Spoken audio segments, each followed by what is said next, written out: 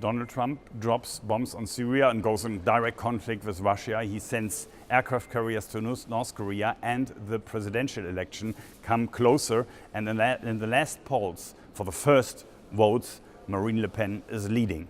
So, first of all, welcome to the Werthstein update. The political risks we very often talked about here are getting more and more and more. Nevertheless, the markets are calm and stable. And what's the reason for that? It could be that in comparison to earlier times, there are no alternatives because interests are zero. And if you go in bonds, because the US Federal Reserve is increasing the yields, it can happen that you buy the bonds still with very low interest rates below inflation, and the bond prices go down, because if the interest rates climb further for longer durations, then the bond prices are falling. So that's the law on the financial markets, and that's perhaps the point. And another point could be, and that has to do with the anatomy of the markets in general, that sometimes it's needed that the market come down to a level where the stop losses of short-term speculators are there, and then if they start to sell off to limit their losses, then it drops faster. And that's the point